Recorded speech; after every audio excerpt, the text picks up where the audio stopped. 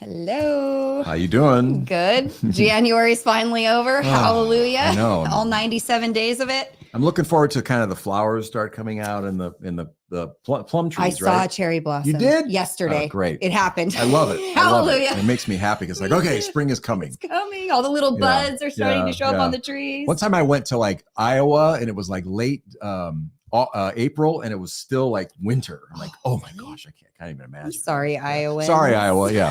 Yeah. Sounds terrible. So one thing in the news going on right now, did you see this article about these two, I don't want to call them pinheads, but they're tell us how you really feel. These two academics, and they're proposing, they're in the the space of Social Security, they're trying to help Social Security, and they're saying that we should take away all the tax benefits that are given to people for putting money in their 401ks, 403bs, IRAs, all that.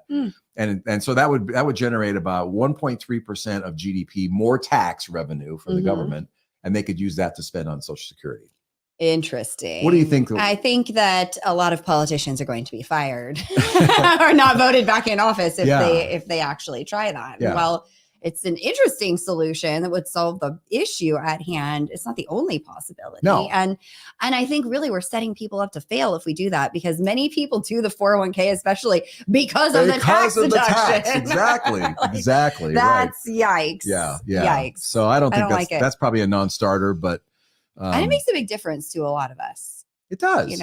That tax deduction. Because you think you're in a high tax bracket when you're working, and then you're going to be in a lower one later. It doesn't always work out that way, but that's what people think. And so, we have one client of ours that we, when he starts taking his distributions, which he's been saving for years and years and years, he and his wife, their first RMD is going to be $350,000. So they're not going to be in a lower bracket. No, right? that for most people, once you're over 73, if you saved right and you've replaced your income, you're in a higher tax bracket. Yeah.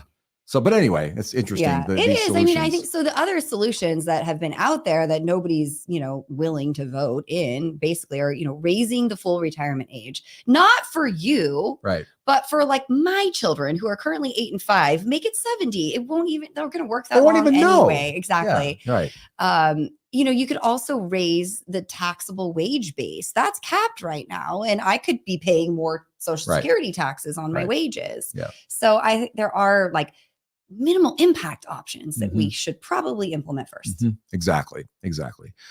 So anyway, we got to keep our eye on that stuff because people will sneak those things in and they get lives of their own. So if you don't like it, tell your congressperson and senator you don't like it. Yep.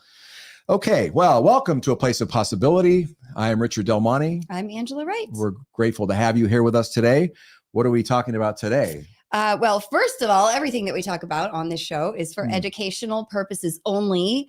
No discussions of past performance should be mistaken for guarantees of future results. And you should always talk to your own advisors before considering implementing anything we talk about on this show.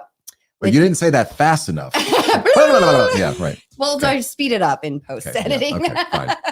So today we are going to discuss moving out of California, which has pretty much become a dream for a lot of Californians, both young and old. And we'll discuss the various reasons with our guests, but the figures and anecdotal data are telling. The New York Times reported that people leaving California outnumbered newcomers by more than 700,000 people between April of 2020 and July of 2022. And I think almost everybody has that friend that was working from home and moved to Hawaii or Iowa or one of those places. Nevada. Yeah. So California's move out numbers reached a record 407,000 between July 2021 and 2022 in 1 year. And in 2022 alone, more than 343,000 people left California. That's the highest exodus of any state in the U.S. in history. Yeah. And, the reasons. You've got we hear them. Yeah. Cheaper homes, lower cost of living, lower taxes in other states, rising crime in California, dissatisfaction with politics, desire maybe for a more relaxed, family-friendly lifestyle. I watched that homesteading show. There's just lots of reasons that people would do this and a lot of interest. Yeah. So today we're going to discuss that with our guest. Good. Yeah. So we're going to talk about everything. You might want to know if you're considering a move out of California. How do you choose a state? What is the cost of living? What factors do you need to consider? And so much more. So our guest today, I'm super excited to have our friend Lucien Cazenave. Cazenave. Did I get it right? Great. You did great. Thank you so much. He's of Keller Williams Realty in Oakland. Lucien was born and raised in San Francisco and has called the Bay Area home his entire life. He's lived and worked in the East Bay since graduating from UC Davis and getting his first job on an ambulance. The next 20 years were spent serving the Oakland community as a firefighter and getting to know every neighborhood's unique character and charm. He likes to say he's probably driven down every street in Oakland. Wow. Lucien has gone through his own real estate journey over the years, beginning as a first-time home buyer, second time personally renovating a duplex with a friend, and then buying again with his wife, and yet another again when child number 2 arrived.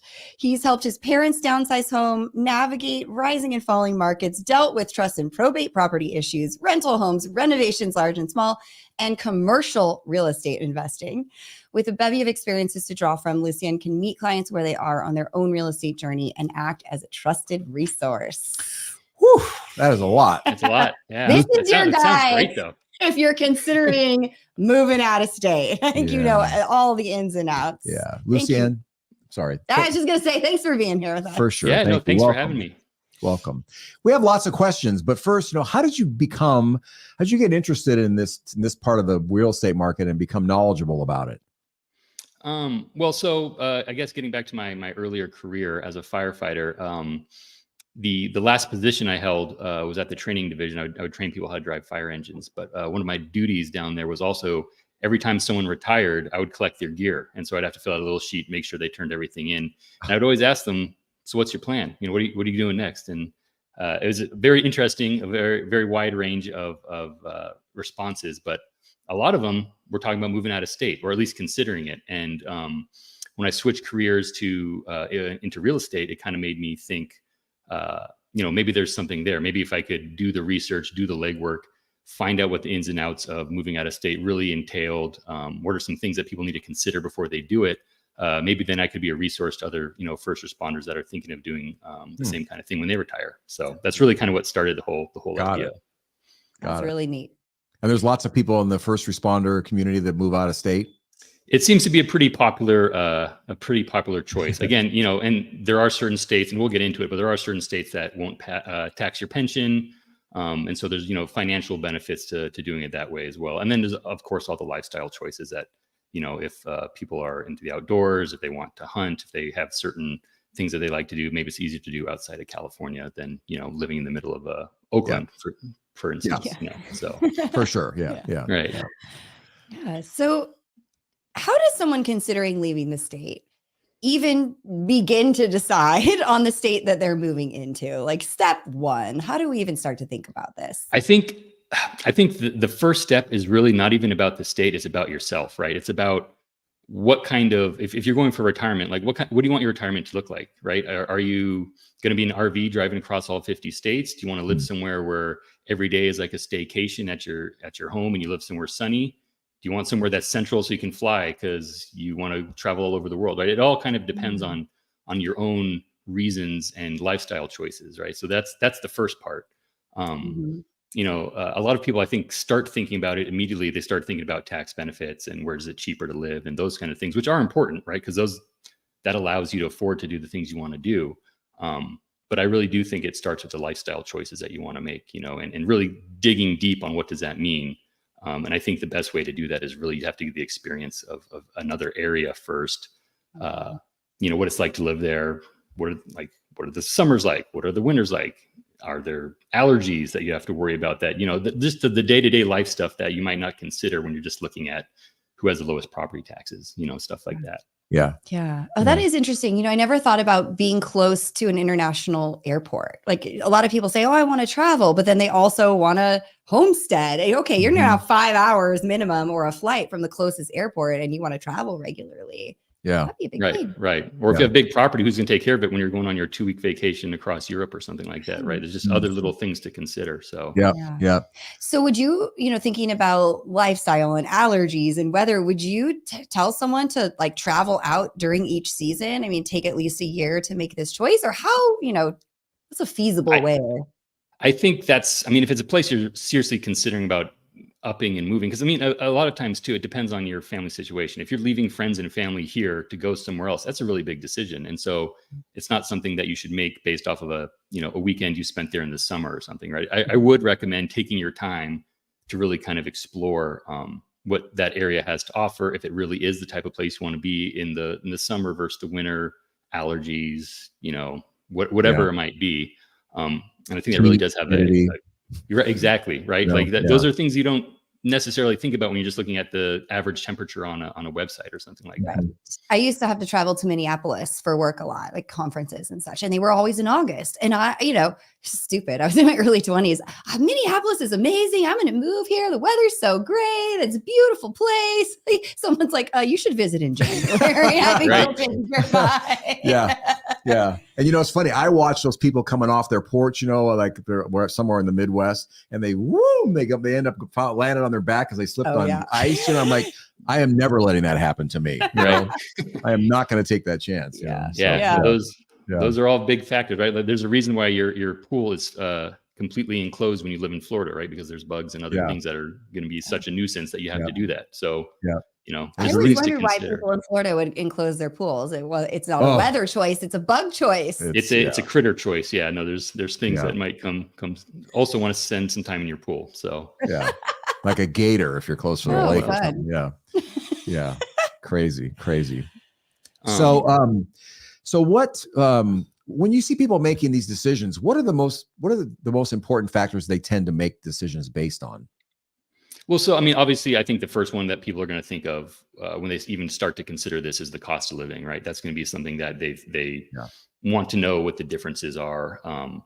And so, if you just want to get like a really rough idea of what that's going to be, what the differences might work out to, there's plenty of online calculators you can go and look up kind of what the cost of living is. I like to use Forbes just because it's pretty straightforward, easy to use, and you can compare the city you're moving from to another city, and it'll pump out average prices on groceries, gas, housing, healthcare costs, those kind of things, and it'll give you a percentage difference based on the city you're in versus the city you're moving to. And so I think to get like a very generalized idea, that's a very good first step just to kind of get an understanding. So I did a little homework before this this interview here, and just looking at some of the most popular places Californians are moving, just to kind of give you an idea. So if you're moving from Oakland to say Phoenix or Dallas, say, it's about a 1/3 less expensive to be really rough and that's overall, like when you combine, like in some places you have higher property taxes but no income tax, for example, or something.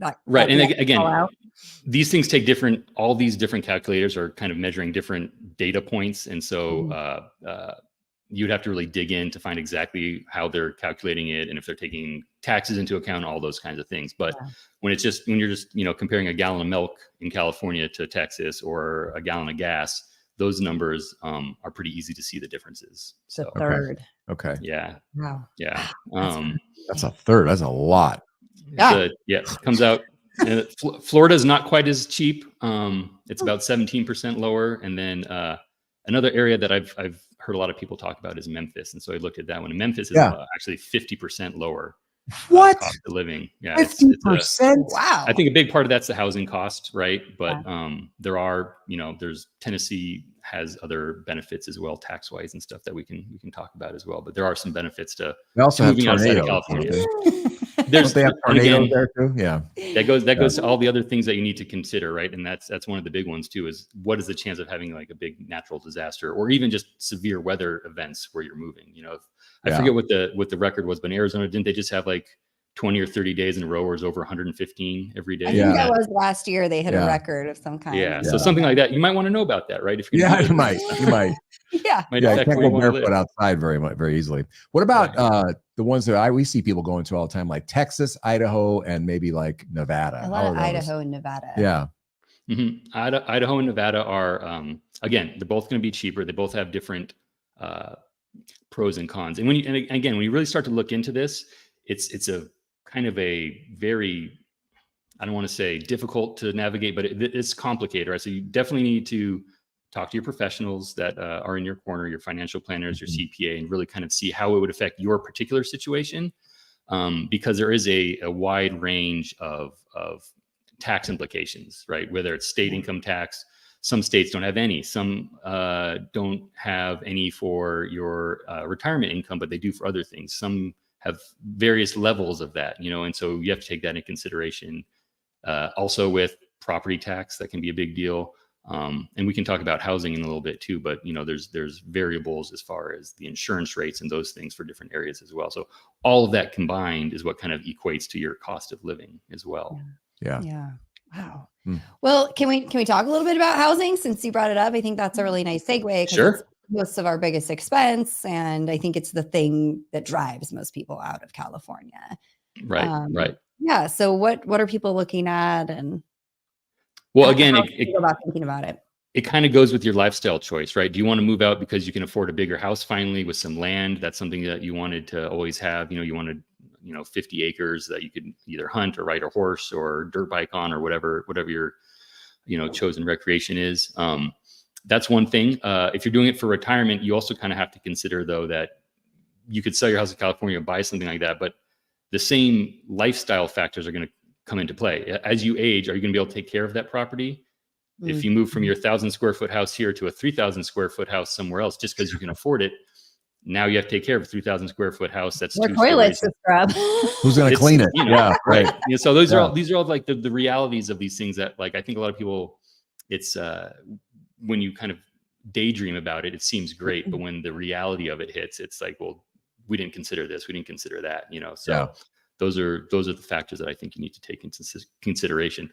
But like you said, that being said, you can buy a lot more house in other states, right? You could sell your house here, buy a house all cash somewhere else that could be bigger than the one you have here, and then just live on the extra funds, invest that, and that could take care of a lot of your living expenses. So there is the advantage of that for sure. Are you seeing the same housing insurability issues in other states that we're facing here in California, like with fire insurance, for example? Yeah, well, I think it's kind of a nationwide thing. I think the insurance companies are spreading the cost of that kind of across everyone to try to help mitigate that. But Florida actually has the highest. I want to say the review that I looked at said that the average insurance cost across the country is about $1,700. Florida was the highest in the country at $4,500, and lately it's been going up a lot the last few years specifically. So. And again, I think that's the increased risk of severe weather over there is a problem. I think the insurance companies are starting to factor in a little bit of climate change into their considerations. But we're facing the same thing here in California, right? Depending on where you live, if you're in a high fire zone, it can be very, very difficult to get insurance nowadays. Luckily, California has you covered that you're going to get care no matter what. But it comes at a price, right? So that's a problem, not just here, but in other parts of the country as well. Yeah. Interesting. Which state has the cheapest housing insurance? Do you recall from the list? I don't know who the cheapest is. I would imagine somewhere in the Midwest that doesn't get tornadoes would probably be the best. But again, it's those things you don't consider. You live in Texas, you get a hailstorm that dents your car all up. Now you're paying higher car premiums because something like that happened. Had that happen to me. Really? Oof, scary. I wouldn't have thought of that. Like baseball size. Yeah. Puts big dents in your car, breaks your windshield. We're kind of soft living in California when it comes to that kind of. You don't even realize those are even options. I would never have thought of that. Yeah. So let's talk about tax implications, because most people think about income tax, like we're going to not pay state income tax if we go to Florida, but I think they don't think about like they're going to get you one way or the other. Like if they have low tax rates for income, maybe they're going to have higher sales tax or higher property tax. Are there studies that show like what the lowest overall tax rates are in general in certain states? I mean, I've looked at one, and it kind of laid out the lowest tax rates are going to be the effective tax rates, I guess, are the states that don't have any income tax, right? They're the ones that have the lowest effective tax rate, I believe. And those still managed to be in the I want to say it was 8.6 to 10.7 ish was the range I saw. So there's, what is it? It's 9 states that don't have state income tax.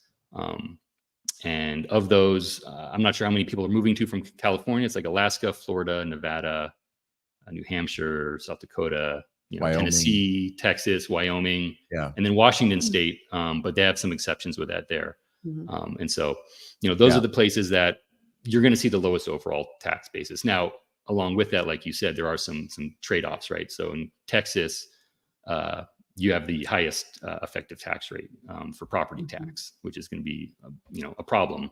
And I think a lot of people don't realize too, you get spoiled being in California because your tax rate is set once you buy the house. It's kind of a fixed cost. It goes up very, very minimally.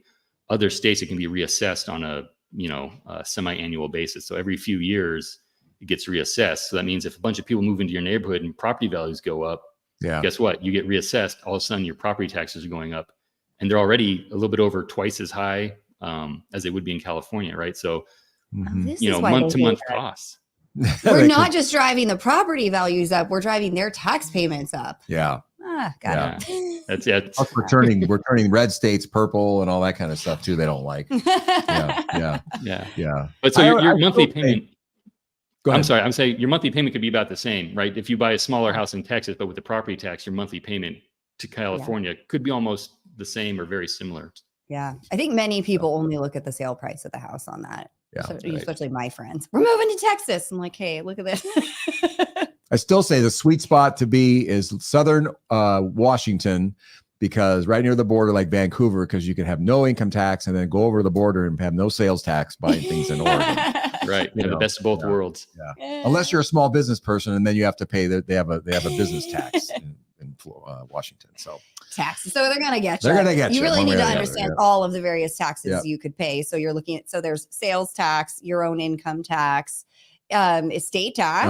Remember Oregon it gets you on the estate tax. That's amazing. Yeah. And that's especially important if you're retiring and moving to Oregon. Yep. Yes. What's the other thing? Property, local taxes. Yep. Yeah. So actually, I was going to say on the state taxing, Hawaii and Washington is 20% on the state tax. So moving to Hawaii for your retirement, 20%. Hawaii is brutal. What? Yeah. Wow. Yeah. Hawaii is brutal because you have not only do you have the high state tax, but your cost of living there is enormous. I mean, just the cost of getting all of the goods over there, unless you're subsisting off the land, you better increase your budget. Better enjoy sugar cane. Lowest property tax though. So there you go. It all highest property values. Yeah. Well, let's talk a little bit about healthcare. If we Yeah. could switch gears away from the glorious taxes and into healthcare, I think a lot of people say, well, that's not going to change. I have Medicare. It's the same all over the country. Talk to us about what people need to consider for healthcare.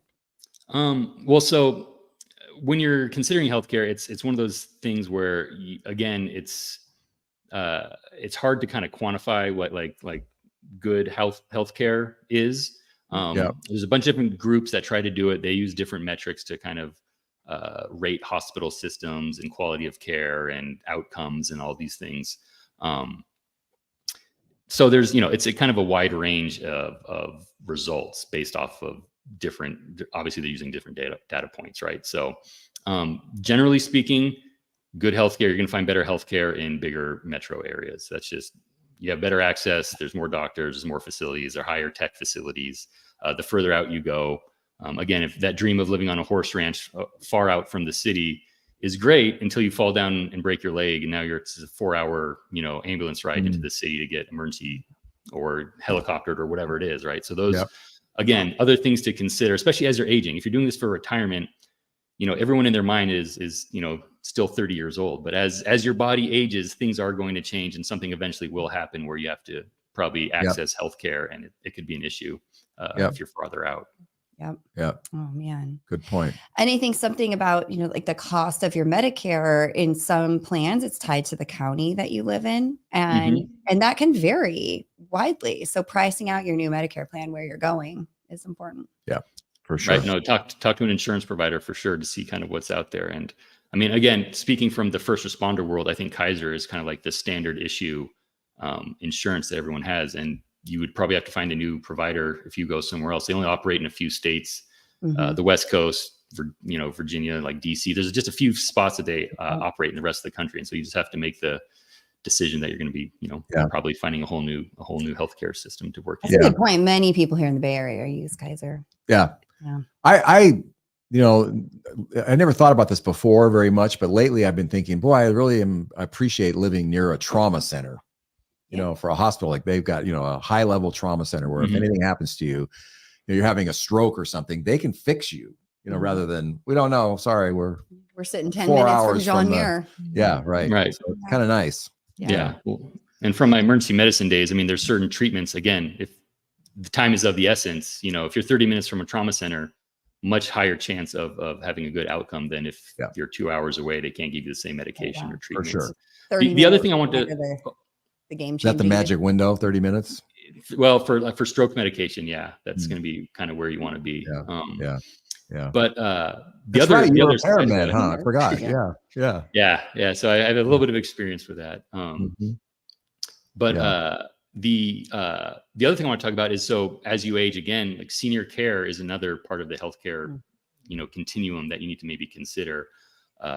And outside of California, there might be a different kind of number of senior living options, senior care communities, different levels of care, different costs. It's probably going to be cheaper, but maybe not, depending on where you end up, right? The cost, Yeah. And the different levels of in-home care that are available. So other things to maybe kind of consider. And the availability of Medi-Cal beds, let's say, in a nursing facility. Yeah, exactly. If you're in a smaller county, there might not be any beds available. Yeah. And we're seeing things like we have a client that's in San Francisco that's paying $11,000 a month for whatever it is, some kind of a board and care thing. And then another one that's in Roseville paying $6,000 for the same care. That's amazing.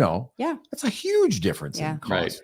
Right. And again, it's one of those things too, where there's the financial side of it where you just look at the numbers, but I always recommend anyone who's going to be looking into senior care that they would talk to a senior placement agent, which is kind of like a real estate agent, but for senior care communities. Right. And so they really know the different communities. They really know the ins and outs of the staff that work there, the levels of care. And then once they get to know you, they can kind of guide you maybe to, or offer you, these are probably the best fits for you for what you need and what you can afford. And they really help kind of facilitate getting people into the right spots. So that's someone I would definitely, especially if you're moving to a new area and you don't have any connection to it already. I think that's a great first person to talk to if that's something you're looking at.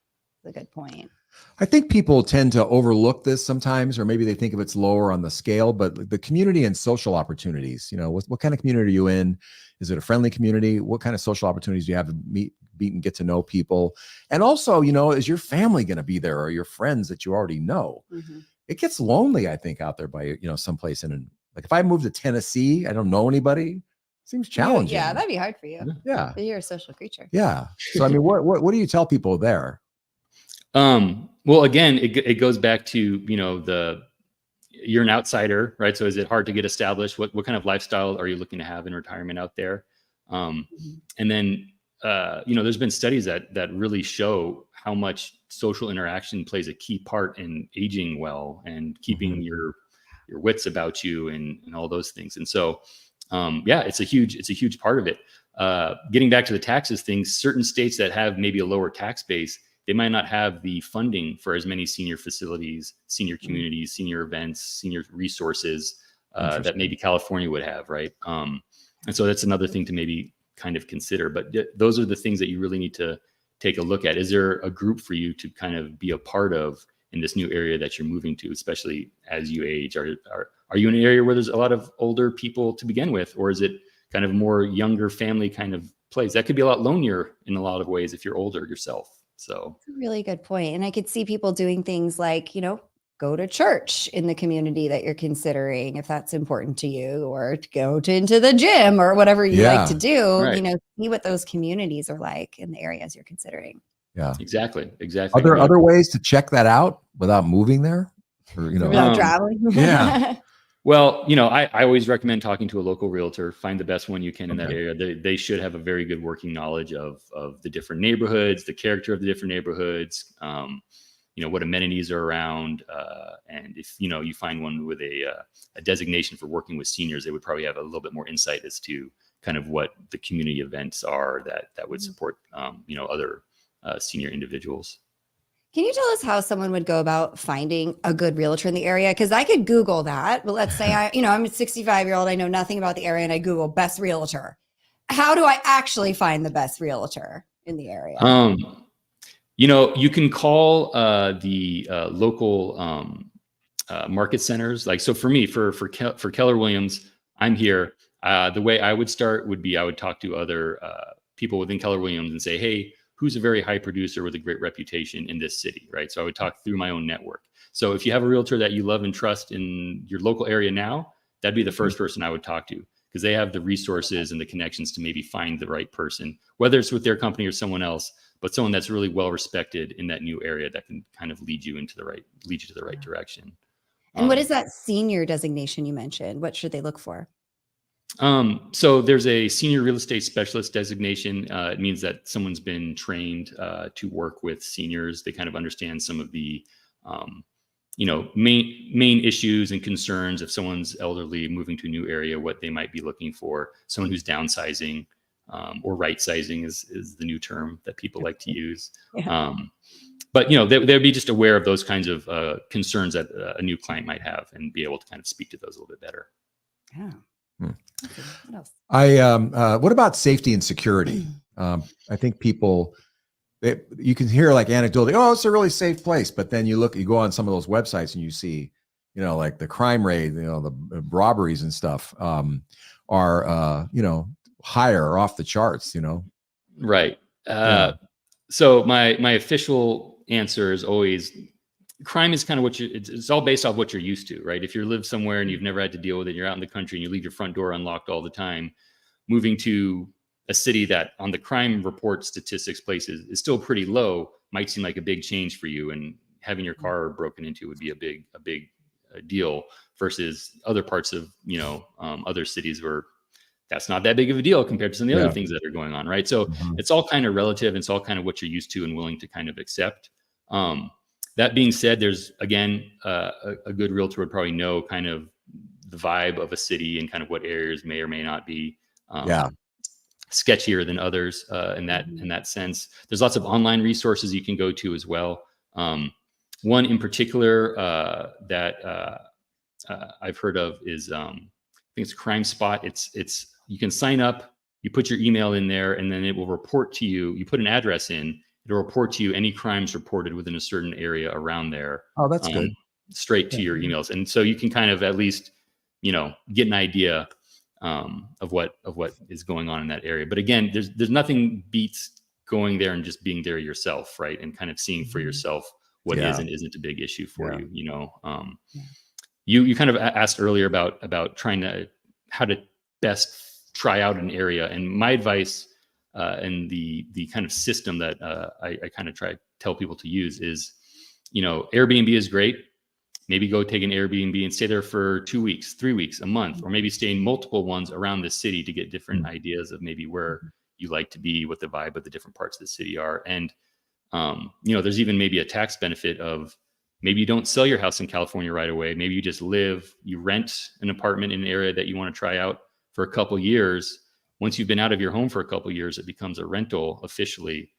Maybe there's a 1031 into a new home. You can try to, again, talk to your CPA about how it works, but there might be ways that you can slowly move into a new area, get a feel for it, and also reap some tax benefits of interesting. Yeah. I did have, I've seen realtors in certain areas that just put up YouTubes all the time. They talk about the different areas of their area, their city or larger metro area that are better than others, which ones have the good schools, and you get a good sense. They show videos and stuff, Yeah, that's cool. That's cool. Yeah. Right. Yeah. If you can believe them.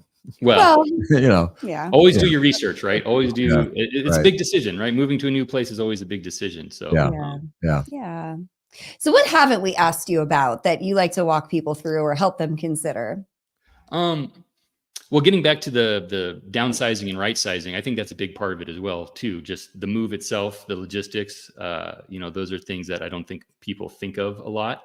But if you are downsizing your home, say you do have a larger home now and you want to move to maybe a condo in a new city so that you have more flexibility, you don't have to worry about taking care of your roof and your yard and those things.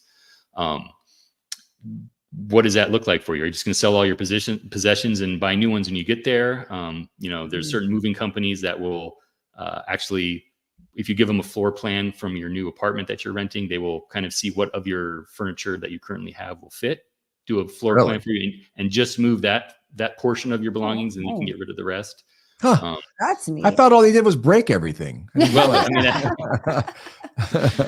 Oh, that's interesting. Or things like, you have to register your car in the new state. That could be costly. Right. And then establishing your new domicile, right? Because I think some people think too, I'm going to move out of California, but I'll keep an apartment here, or I'll keep my house maybe, and I'll just go back and forth. The important thing to remember is that state of California is very serious about if you are here on a decent number of days out of the year. If you're earning money in California, guess what? You're going to pay taxes in California still. Yeah. So establishing your domicile in a different state, there's some rules you need to follow. There's certain things that they kind of, I guess, look for. Setting up a new driver's license. Where do you keep your pets? If your pet dog still stays in California, guess what? They're going to think you still probably live in California. So where do you go to the doctor? Where do you vote? All those kind of things can come into effect, right? Where's your bank? If you have a business, are you business? Did you move it over to the new state as well? Yeah. So all these kind of things that I think, maybe people don't think about when they just think about leaving the state. And it's 2 years, right, to establish domicile? Generally 2 years. And there's the 6 month and a day rule, which I've heard isn't the only thing, right? You can't just do 6 months plus 1 day doesn't effectively mean that you live somewhere. Right. Again, because of those other things. If you're business or if you're earning income in another state, in California specifically, they're going to try to come and take their taxes back. So I've read court cases where they actually track people's cell phones where they were broadcasting. No way. Yeah, to see where you actually were. You say you were home in Tennessee, but you're actually in California. Game the calling system people, anymore. Or some insurance sneaky. Companies put the tracker on your car. Yeah, if you're safe exactly. now, and then they know where you are. Yeah, so if you want to do that, you want to play that game, you got to get a burner phone. Oh, or just starts to get complicated. Pay taxes, maybe. Yeah. So what does the process of working with you look like? If somebody is like, hey, Lucien, I want to move out of state. Well, so I've tried to systematize it. The idea is, if you did want to move out of state, we'd start talking about, well, again, like I said at the beginning, what's your lifestyle? What are you trying to do? Have you already thought about all these kind of other factors besides just either want a big house, want a cheaper house, whatever it is. And it just, it's like if you were looking for a house with me, let's find out what you really want. What are your needs? What problems are we solving by doing this? Once we have those things figured out, then we can kind of apply the finances to it and say, okay, well, what makes the most sense? Because, lifestyle thing might be met in several different areas, right? So then financially, which ones make the most sense?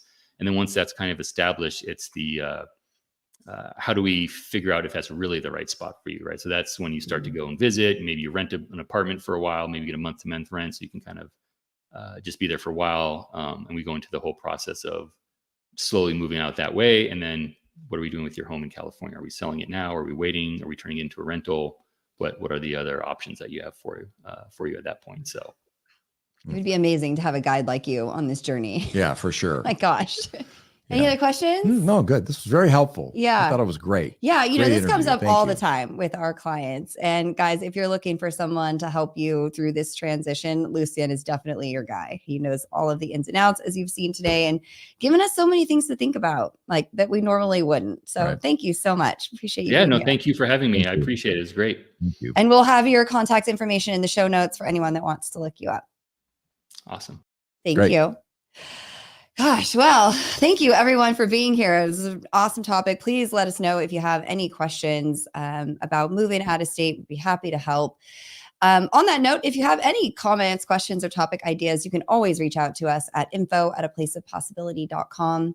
If you'd like to schedule a consultation to discuss your own finances, you can do that by clicking on the link in the show notes to schedule a meeting.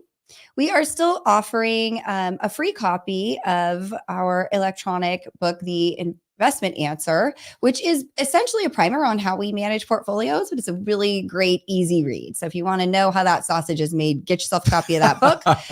Please don't forget to like and subscribe wherever you're listening, and we'll see you next time. That's it. That wraps up this episode. Thank you very much for being here. Until next time, remember, you're invested and so are we. Take